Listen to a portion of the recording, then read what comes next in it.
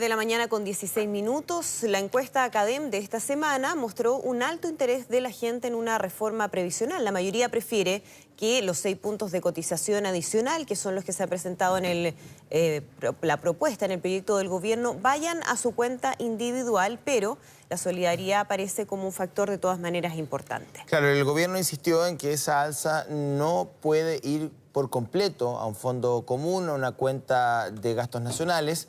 Para profundizar en este tema estamos junto a Nicolás Stark, ingeniero comercial, especialista previsional y también académico de la Universidad Finisterra.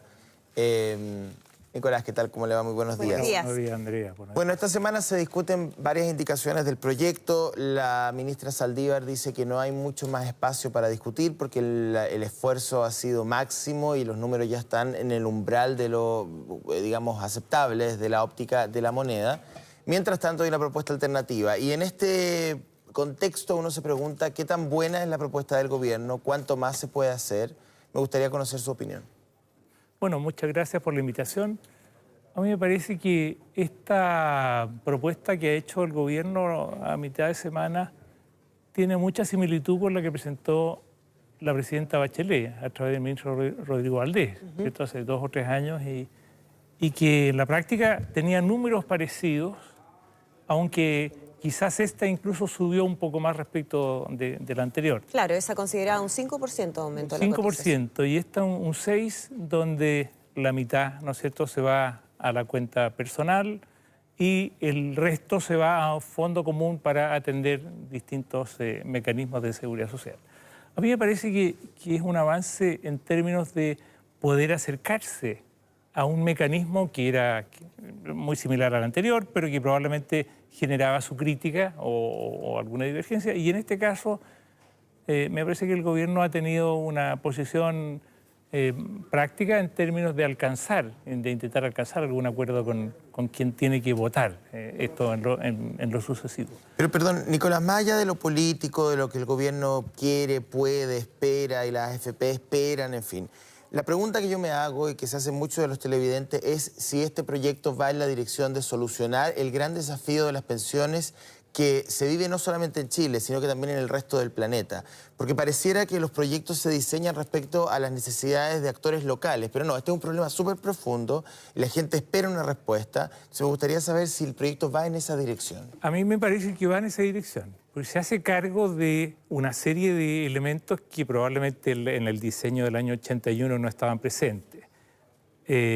Incluso un antecedente que probablemente podría pasar desapercibido porque en el mensaje del gobierno fue señalado al final, y que tiene que ver con que esto es el comienzo de un proceso de ajuste sistemático que deberían tener todos los sistemas de seguridad social y todos los componentes de un sistema de seguridad social, y que, ¿cierto?, durante 40 años no le hemos hecho ningún ajuste al sistema. Es decir, que es impensado pensar en una reforma que vaya a durar 40 años más. En el fondo, permanentemente va a tener que estar bajo revisión. No solamente debería estar bajo revisión, sino que necesariamente comunicado con la ciudadanía. Claro. Chile era hasta hace poco, hasta antes del anuncio, uno de los pocos países que no contaba con una unidad que actuarialmente o contablemente en la contabilidad de los fondos de pensiones requiere combinar una serie de conceptos, las reservas que están disponibles, la edad que vive la población, en fin. Y eso me parece que es un buen aporte. Y en ese contexto, Nicolás, analicemos algunos de los ejes, ¿no?, de lo que hemos ido conociendo de este proyecto que ingresa hoy al Congreso para trámite legislativo. De este 6% adicional, lo mencionaba usted, 3% va a un ahorro colectivo. Sí. ¿Cómo se va a administrar ese ahorro colectivo? ¿Cuáles son los principales beneficiados o perjudicados, dependiendo del punto de vista, ¿no?, que se tenga respecto a este elemento de reparto que finalmente se incorpora dentro del sistema y que era algo que el gobierno no tenía considerado sino hasta ahora? Antes se oponía a la posibilidad de que el aumento de la cotización tuviera un porcentaje que no fuera al ahorro individual. En este caso cambia esa mirada. ¿Quiénes se van a ver afectados por eso? Fundamentalmente los que van a aportar más y van a obtener, entre comillas, menos. Los salarios altos, probablemente, a pesar de que este es un aporte del empleador, ¿cierto? El trabajador en el corto plazo no siente el aporte, sino que en realidad es el empleador, la oficina personal, la que va a tener que generar un cheque más grande para enviarlo a este Consejo del Ahorro de Seguridad Social, ¿cierto? De manera que en la práctica los trabajadores que ganen más, los salarios imponibles altos, probablemente no van a recibir beneficios de ese fondo, porque la norma dice que cada vez que la pensión supere los 25 unidades de fomento, la pensión autofinanciada no va a obtener beneficios de ese fondo. Que es más o menos el 5.6% del universo de pensionados, Claro, según estadística que viene esta mañana. Ahí va a haber un aporte que me parece, en las condiciones actuales o las circunstancias actuales, me parece que es un aporte que representa una señal positiva de colaboración o de solidaridad. Como los salarios giran hoy día en torno, los salarios promedio, ¿cierto?, superan levemente los 600.000 pesos, la gran mayoría de la gente va a obtener algún beneficio concreto de ese mecanismo de reparto. ¿Y a partir de cuándo? Porque recordemos que esto no se va a aplicar en su totalidad, sino que va a ser gradual en un periodo de 12 años, un periodo bien significativo.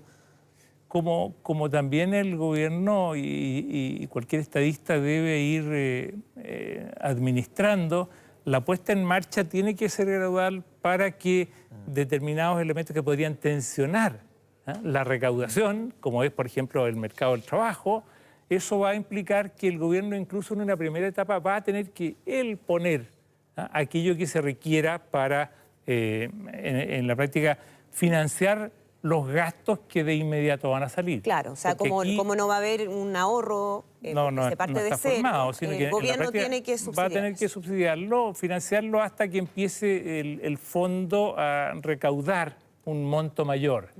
Eso probablemente va a estar en torno a los 6 años y después en la práctica va a ser un mecanismo de entrada y salida, como suelen ser curiosamente los mecanismos de reparto.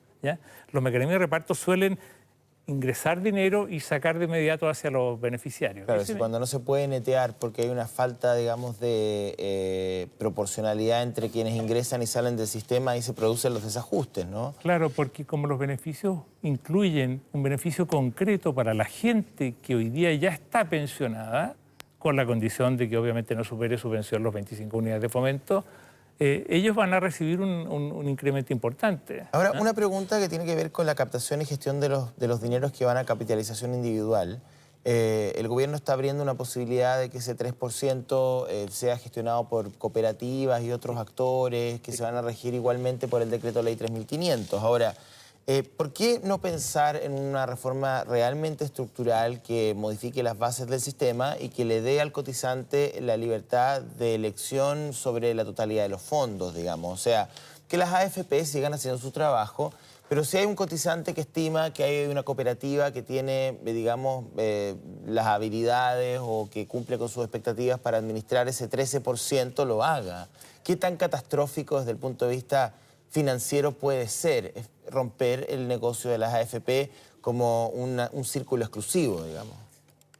Mira, yo soy firme partidario de que haya mucha competencia y que hayan opciones que a uno lo interpreten.